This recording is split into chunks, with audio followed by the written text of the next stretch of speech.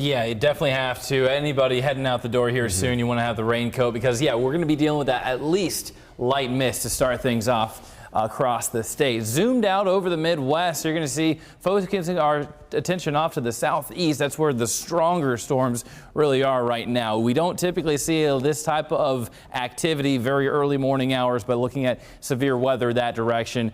As far as our state, not going to be quite looking at that kind of activity, just more so that light rainfall. Most of it's going to be south of I-80, more of that moderate rain even to the southeast over Ottumwa currently. But we're going to see this activity kind of fill in through the rest of this morning. But notice we're still going to be dealing with those lowered visibilities because that light mist is falling even though the radar is not picking up on it. Like here in the metro, even Newton, Marshalltown, and Ames dealing with more of that light mist across a majority of the state as we kick off this morning. Hour by hour, showing the east of I-35, the activity is going to be mostly that direction. We're going to be winding things down here in the metro and west of I-35 as we go through the rest of this morning, and we're going to be drying things out for this afternoon. A chance for some isolated showers. We're going to break apart the cloud cover, see a little bit of sunshine along and west of I-35.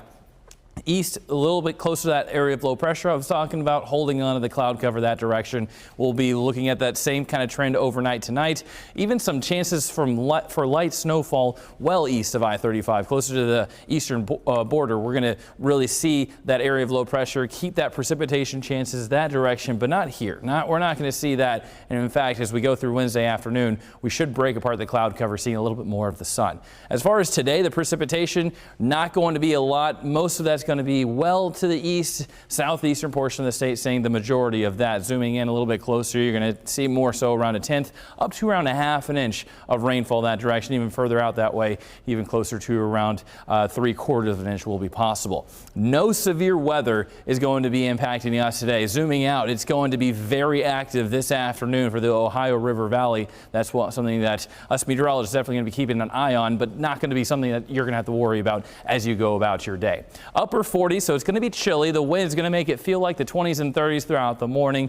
Upper 30s, low 40s for the afternoon. So by no means is it going to be a warm one. More of those rain chances will be possible, but better chance throughout the morning. We dry things out throughout Wednesday. That's when we're also dealing with around 40 up to 50-mile-per-hour wind gusts.